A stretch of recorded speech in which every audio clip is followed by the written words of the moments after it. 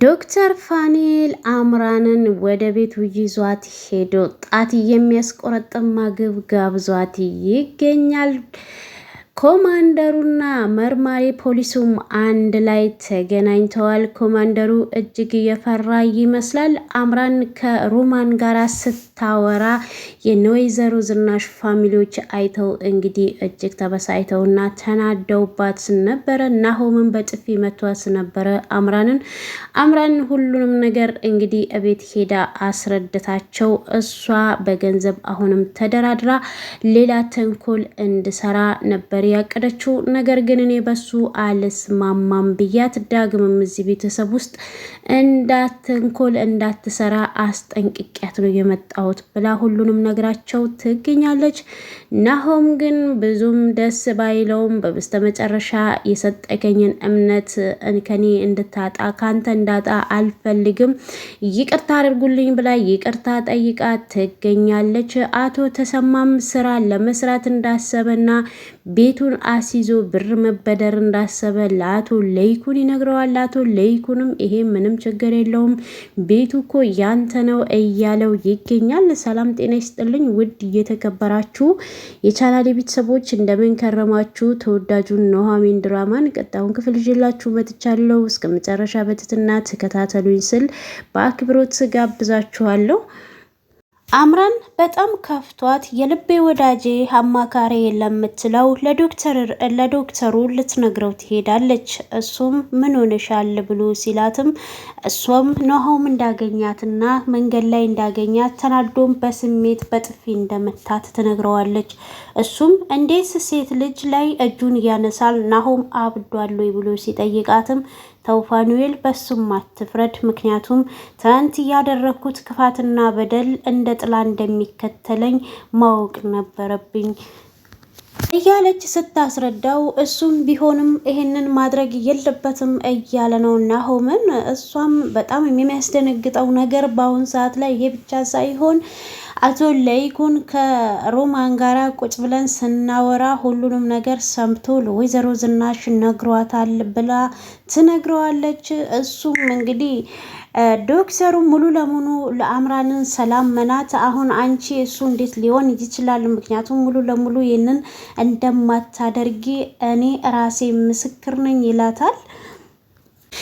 እናም እንግዲህ ያለውን ነገር በቃ ከስራ ስወጣ ናሆምን አያግኝቸው ያለውን ነገር አስረዳዋለሁ ብሎ ይላታል። እሷም ደግሞ አይ እኔ ትንሽ ስሜታዊ ስለሆንኩኝ ብቻ ነው የመጣሁት እንጂ እኔ ራሴ ለናሆም ያለውን ነገር አስረዳዋለሁ ስትለው፣ ዶክተሩም እንግዲህ እኔማ ስሜታዊ ሆኖ ሌላ ችግር እንዳይፈጥርብሽ እጁን እንዳነሳብሽ ፈርቼ ነው ሲላት፣ እሱ ናሆም ትንሽ ስሜታዊ ሲሆን ነው እንጂ ስሜቱ ሲበርድለት እኔ ጠንቅቄ አውቀዋለሁ፣ እንደዚህ ነገር የሚያደርግ አይደለም፣ እናም ራሴ አስረዳዋለሁ ትላለች። እሺ በቃ የደረሽበትን ከስርስር ያለውን ሁሉንም ነገር ንገሪኝ፣ እናም ከስራ ስወጣ ደግሞ አገኝሻለሁ ይላታል። እሷም እሺ በጀ ብላ እንግዲህ ከዶክተሩ ጋር ትለያያለች።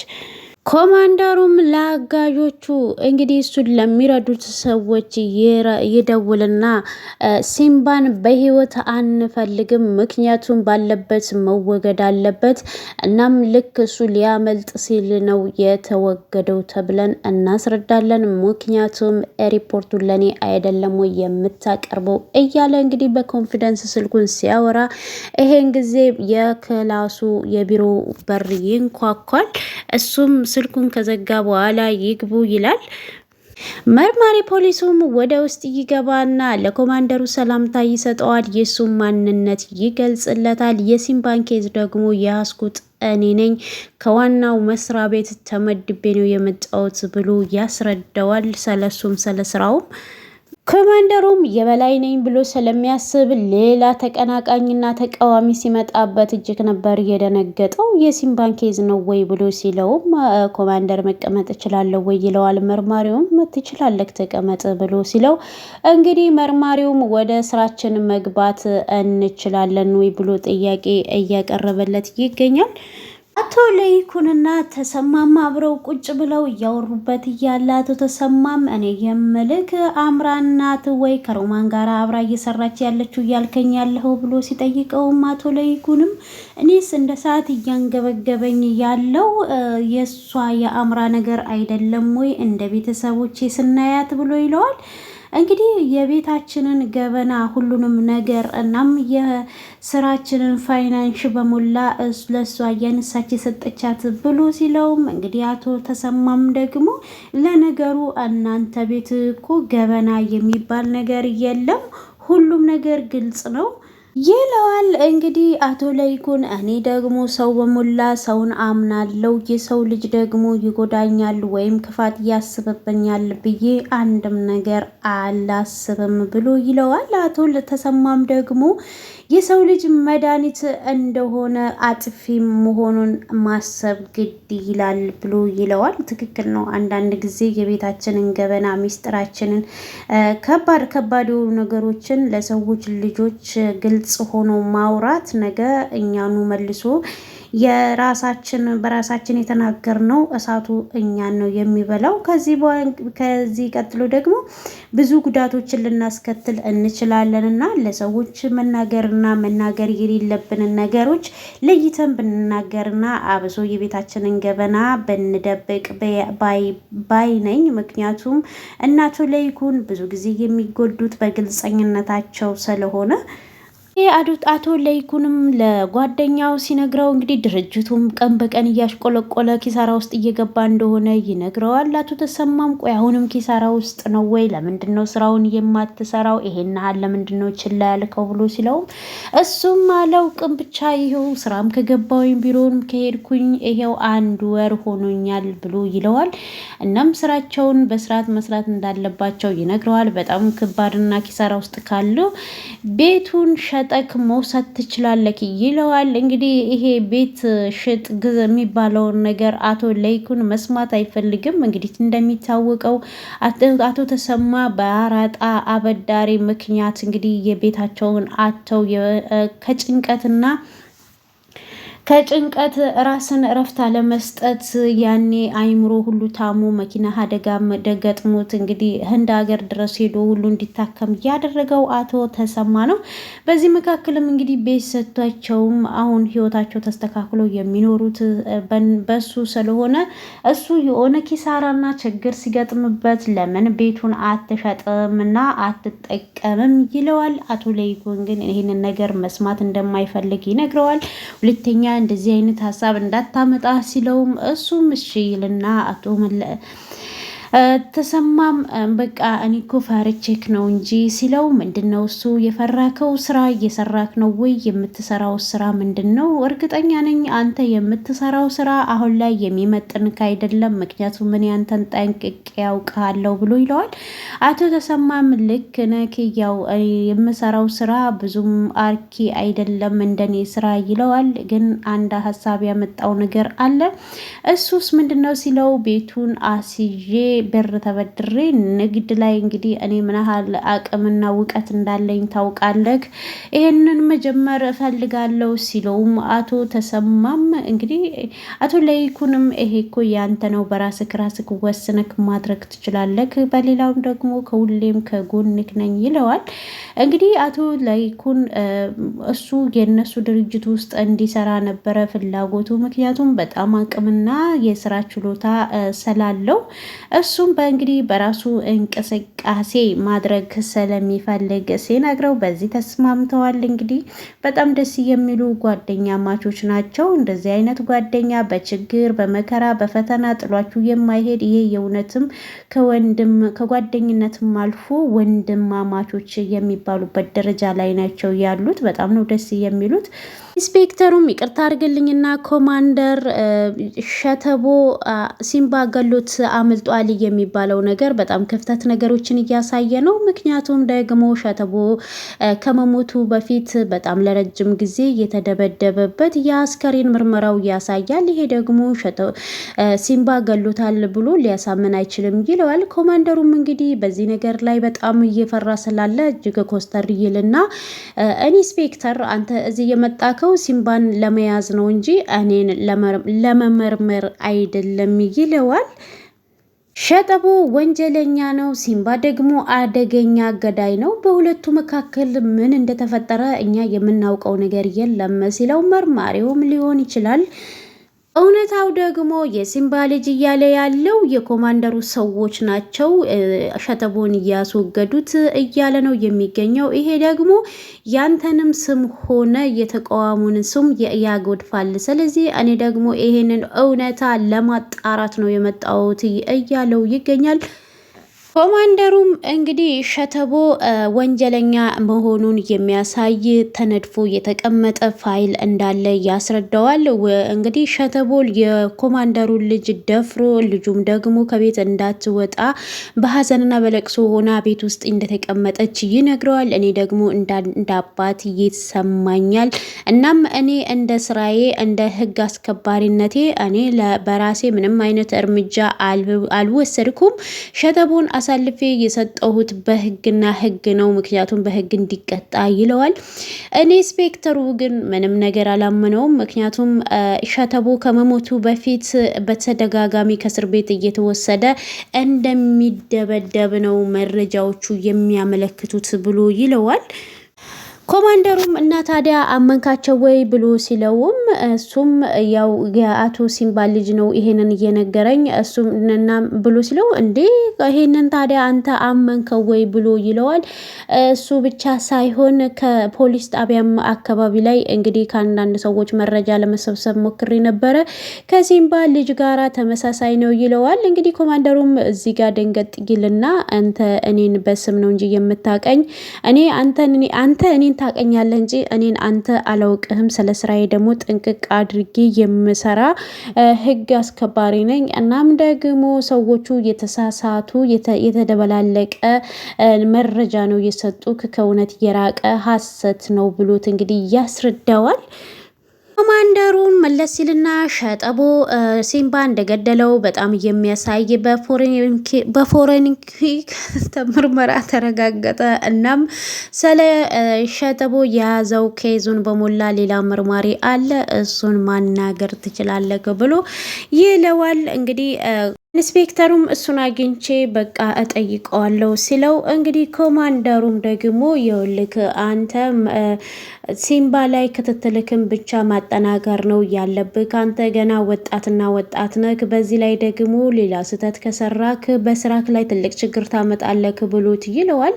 እንግዲህ መርማሪውም ከዛ ጥሎት ይወጣል። እሱ እጅግ እየተጨነቀ ይመስላል። ምክንያቱም ኮማንደሩ የሰራውን ወንጀል ስለሚያውቅ ናሆም እንግዲህ ቤት ውስጥ አንድ ወዲህ አንድ ወዲያ እየተዘዋወረ እናቱን ቁጭ ብላ ነበረ። አረ ናሆም እባክህ ቁጭ በል፣ አንተ እንዳሰብከው ላይሆን ይችላል። አምራን እኮ አሁን ላይ ተቀይራለች ብትለውም እሱም ደግሞ አምራን መቼም አትቀየርም፣ እናንተ ናችሁ ተቀይራለች የምትሉት ብሎ ይላል። እንግዲህ በዚህ መካከልም ደግሞ ኑሐሚን ትመጣለች። ሙሽሪትም እሷም ምንድነው እሱ እየሆንክ ያለከው ለምንድነው የማትረጋጋው ብላ ትለዋለች። እሱም ደግሞ እና እሷን አምራንን እየረዱ እየመሰለው እጅግ እየተጨቃጨቁ ባሉበት አዝናና ተግዛ አምራን ትመጣለች። አምራንም ስትመጣ እሱም ዘሎ ሊያንቃት ሲል ናሆም አንተ ተረጋጋ ብላ ትጮህበታለች ኑሐሚን።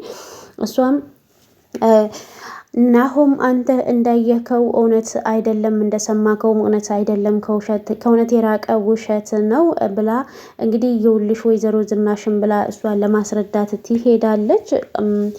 አምራን ምንድነው የተፈጠረው ብላ ስትጠይቃትም እሷም ከወይዘሮ ሮማን ጋር የተገናኘችበትን በዝርዝር ታስረዳታለች። ለምንድነው አንቺ አሁን ድጋሜ ያገኘሻት የሚለውን ነው እኛ ጥያቄያችን ብለው ሲጠይቋትም እሷም ገንዘብ ሰጥቼሽ ትናንት ስታደርጊ የነበረውን ዛሬም ከኔ ጋር እንድታደርጊ እፈልጋለሁ ነው ያለችኝ ብላ ትላለች። እንግዲህ ዝናሽ ወሬውንም ሳታስጨርሳት አንቺስ ምን አልሻት ተስማማሽ ወይ ብላ ስትጮህባት እሷም ደግሞ እኔ በዚህ ምን እስማማለው፣ መልሱን እናንተም ታውቁታላችሁ። ድጋሜ እንኳን እኔ በእናንተ ላይ ክፋት ልሰራ ይቅርና ድጋሜ እዚህ ቤት ላይ ተንኮል እንዳትሰራ አስጠንቅቄ ሳታውቂያት ነው የተለያየ ነው ብላ ትላታለች። እንግዲህ ናሆም ደግሞ ይሄንን የውሸት እንባሽን ማንም አያመምንም ያዙ እንባሽን ይሄስ እውነት እንደሆነ በምን እናረጋግጣለን ብሎ ይላታል። ኑሐሚንም አመኛታለሁ ብላ ትላለች። ናሆም ግን ሊያምናት አልቻለም ነበረ። እሷም እባክህ ናሆም ትናንት እየሰጠከኝን እምነት ካንተ እንዳጣው አልፈልግም፣ እመነኝ፣ እኔ ምንም ተንኮልና ሴራ አላሸረብኩም ትለዋለች። እሱም ሊሆን ይችላል ይቅርታ ስሜታዊ ሆኜ እጄን ስላነሳውብሽ ሲላት፣ እንግዲህ ይሄን ጊዜ ባለቤቱ ኑሐሚን እጅግ ትናደድና ጭራሽ በጥፊ መተካታለሁ ብላ ትለዋለች። እሷም ይቅርታ ከጠየቀቻቸው በኋላ ሁሉንም ጥላ ወደ መጣችበት ትመለሳለች አምራን። እሱም እንግዲህ ምክንያቱም ዛሬ እሷን የመታ እኔንም ነገ ሊመታኝ ይችላል ብላ ኑሐሚን ሮጣ ወደ ክላሷ ትሄዳለች። ወይዘሮ ዝናሽ በእናንተ መካከል ምንም አይነት ክፍተት እንዲፈጠር አልፈልግም፣ ሄድና አሁን እሷን አነጋግራት ብላ ትለዋለች። እሱም ወደ ክላስ ሄዶ ሀይዬ የኔ ውድ አኩርፈሽ ነው ወይ? እኔ እኮ በስሜታዊ ሆኜ ነው ብሎ ሲላትም አንተ በስሜት ሁል ጊዜ ለምንድን ነው የምትጓዘው? ለምንድን ነው ነገሮችን ቆም ብለክ የማታስበው? ብላው እንግዲህ ስትጠይቀው ነገ ዛሬ እሷን የመታክን ነገ ደግሞ እኔ ልትመታ ትችላለ። ወንዶች ልጆች ብዙ ጊዜ አንዴ በእጃቸው እስከሚያስገቡ ነው ሲባል እሰማለሁ። አንተ ግን እንደዛ እንዳትሆን ትለዋለች። እሱም በቃ ዛሬ የመታረቂያችን መፍትሄ የሚሆነው እራት ልጋብዝሽ ብሎ ይላታል። እሱ ጥሩ ሀሳብ ነው ትለዋለች። እንግዲህ በዚህ መካከል እየተቀላለዱና እየተሳሳቁ ባሉበት ወይዘሮ ዝናሽ መታ አይታቸው በር ላይ ቆማ ትንሽ እየሳቀች ባል ነበረ። እሷም ከዛም በኋላ እነሱ ሳያዋት በሩን ዘግታ ትመለሳለች። ዳግምና ጩና መገናኘታቸውን አጧጥፎታል። እንግዲህ እራት ምሳም ጋብዟት ነበረ። በጣም አመሰግናለሁ ፎላው ያማረ ነው ስትለው እሱም ማለቴ ምሳው በጣም አሪፍ ነው ለማለት ፈልጌ ነው። ምክንያቱም እኮ የትናንት ማንነቴ የትናንት ጩናን አውልቄ ለመጣል ከብዶኛል ስትለው እሱም ማለት ያኔ የሰው ባህሪ ባንዴ አይለወጥም አይደል የሚባለው እያለች እንግዲህ እየቀላለደች ትነግረዋለች። እሱም በትክክርት እየዳመጣት ችግር የለውም እኔ የምፈልገው ማንነትሽን ነው፣ ግን ትክክለኛ ስምሽ ማን ነው ብሎ ይጠይቃታል። ማለቴ የመታወቂያ ስምሽ ነው ወይስ የጎዳና ስምሽ ነው ጩና ብሎ ሲላትም እሷም እናቴ ያወጣችልኝ ህብስት ነው ብላ ትለዋለች። እና እኔ ህብስት ብዬ በጠራሽስ ብሎ ይላታል። አንተ በፈለግከው ጥራኝ እኔ በጣም ደስ ይለኛል ብላ ትለዋለች። እና ግን በጣም ነው ቀሚስ የሚያምርብሽ ሲላት እሷ ቀሚስ ምቾት እንዳልሰጣትና መራመድም እንዳልቻለች ገና ልምምድና ትሬኒንግ ላይ እንደሆነች እሱ የሚወደውን ብቻ ማድረግ እንደምትፈልግ ትነግረዋለች። እናም እንግዲህ አሁን ወይኑን ሙሉ ለምንድን ነው ይሄን ሀልዬ ቀዳሹ ወይንም ብሎ አይቀዳም ይላታል። እሷም ይሄንን የሚያክል ግብድዬ ብርጭቆ ታዲያ ለምንድን ነው እየሰሩት ትለዋለች። ታዲያ አሁን አንቺ አስተናጋጇን ወይን ቀጅልኝ ብለሻት ብትያት በዚህ ላይ ሙይልኝ ብትያት ትስቅብሻለች ብሎ ይላታል። ባክህን ትንሽ ይሄንን አጣጥቼ ላንቁርበት ትለዋለች። ላንቁርበት ማለት ምንድን ነው ብሎ ይላታል። እሷም ያው ልጠጣበት ማለት ነው ትለዋለች። እንግዲህ ያው አንዳንድ ጊዜ የጎዳና ልጆች ያደጉ ልጆች እንግዲህ ቋንቋቸውም የሚናገሩትም ትንሽ ቀየር እያለ ነው ከሌሎቹ። የነሱ የወፍ ቋንቋ ይሁን ብቻ ባይገባንም የሚግባቡበት ቋንቋ አለ። እሱን ነገሮቿን ለመቅረፍ ለመተው እየታገለች ነው ያለችው። አሁን ፍቅር ይዞሻል ወይ ከዚህ በፊት አፍቅረሽ ታውቂያለሽ ወይ ብሎ ሲጠይቃትም እሷ ያው ያሁኑን ባይጨምርም በፊት ፍቅር እንዳልያዛት ትነግረዋለች። እና አሁን አፍቅረሻል ማለት ነው ብሎ ሲላትም ያውም የግራ ቂጤ እስከሚንቀጠቀጥልና ድንግጥ ትላለች። እሱ ግን እንዳትሳቀቅና በኮንፊደንስ እንድታወራ ነው የሚፈልገው። እሷ ግን ገና አሁን ኮንፊደንሷ ብዙም አልመጣላትም። የፍርሃት ስሜት እየተሰማት ነው። ምክንያቱም ያፈቀረችው ለመጀመሪያ ጊዜ ስለሆነ አምራንን ዶክተሩ ወደ ቤቱ ጋብዟት ይዟት ይሄዷል። ለመጀመሪያ ጊዜ እሷም ቤቱ ስታዩ እጅግ ደስ ብሏት ዋው በጣም ደስ ይላል፣ የሆነ ሰላም የሚሰማን ልክ እንደ ባለቤቱ ብላ ትለዋለች። እሱም ደግሞ ይገርምሻል፣ እኔና ባለቤቴ ልጅ ሆነን በጣም ትልቅ ቤት ውስጥ ነበረ የምንኖረው። እነሱን ካጣኋቸው በኋላ አለ አይደለ ጣራው፣ ግድግዳው፣ ሁሉም ነገር እነሱን እያስታወሰኝ እጅግ እየረበሸኝ ስቸገር ይሄንን አፓርታማ ለጊዜው ተከራይቼ ነው እየኖርኩ ያለሁት ይላታል። እሷም በጣም ዶክተር ፋኒል በጣም አዝናለሁ፣ ይሄን እየደረሰበት ነው የሚያውቀው ትለዋለች። እሱም ደግሞ እንግዲህ ምግብ ኩሽና ገብቼ ምግብ ሰርቼ ይዤልሽ ልምጣ ይላታል። ያው ዛሬ በጣም ብዙም ስላልተዘጋጀሁበት ግን በድንገት ስለሆነ ብሎ ሲላትም እሷም እንግዲህ ኪችን ገብታ እሱን ለማገዝ እና አብረው ለመሆን ትፈልጋለች። ነገር ግን እሱ እኔ ብቻዬን ሰርቼ አመጣልሻለሁ ይላታል። እንግዲህ ምግቡንም ሰርቶ ጣት የሚያስቆረጥም ምግብ ሰርቶላት ይዞላት ይመጣል። እሷም እየበላች እያለ መቼም አምራን እንደው ለሞራኔ ስትይ እንኳን ምግቡ ይጣፍጣል በይኝ ብሎ ይላታል። እሷ ምግቡ አይጣፍጥም ትልና ትቀልድበታለች። ከምርሽን ነው ብሎ ሲላትም እውነቴን ነው የምነግርህ በጣም ምግቡ ይጣፍጣል፣ በጣም ጎበዝ ነክ ብላ ትለዋለች። እሱም እንግዲህ አንቺ ምግብ ስራ ላይ እንዴት ነሽ ብሎ ሲላትም እሷ መብላት ላይ እንደሆነ ነው እንጂ ምንም አይነት ስራ እንደማትችል ትነግረዋለች። እሱ ዶሮ ስንት ብልት አላት ብሎ ሲጠይቃትም እኔ አላውቅም ስንት ብልት እንዳላት 13 ወይስ 14 እያለች እንግዲህ ስትቀልድበት ለማንኛውም እኔ ሁሉንም ነገር አሳይሻለሁ ብሎ ይላታል። እሷም ስቀልድ ነው እንጂ ሁሉንም ነገር አውቃለሁ ትለዋለች። እንግዲህ ጎበዝ ነው፣ ምግቡን አድንቀው እንግዲህ ምግቡንም በልታለት ትገኛለች። እንደዚህ አይነት ባል ደግሞ ያድላችሁ እላለሁኝ። እኔ ኢንስፔክተሩም እንግዲህ ዳግምን አግኝቶት ስለ ኮማንደሩ ያለውን እያንዳንዱን ነገር ይነግረዋል። እናም የአባቱን አግኝቶ አንዳንድ ነገሮችን መጠየቅ ይፈልጋል ኢንስፔክተሩ። ነገር ግን እሱ ደግሞ ዳግም አባቱን አሳልፎ መስጠት እንደማይፈልግ ኮማንደሩ የራሱን የሰራውን ወንጀል ቅጣት ካገኘ አባቱ ተመልሶ ወደዛ ወደ እስር ቤት እንደሚመለስና የህግ ጊዜውን መታረም እንዳለበት ይሄንን ይነግረዋል። ምክንያቱም አባቴ ወንጀለኛ ሆኖ የህግ ታራሚ ሆኖ ስለጠፋ ግዴታ መጨረስ አለበት፣ እኔ በህግ አምናለሁኝ፣ ይሄን አታምንም ወይ ሲለው እንግዲህ ኢንስፔክተሩም የኮማንደሩ እጅ ረጅም ስለሆነና ዝናውም በጣም ከፍተኛ ስለሆነ ለዳግምን በጣም ችግር እንደሚሆንበት እሱም እንዲጠነቀቅ ተጠንቅቀው ስራቸውን መስራት እንዳለባቸው እየነገረው እያለ በዚህ ሰዓት እንግዲህ ድንገት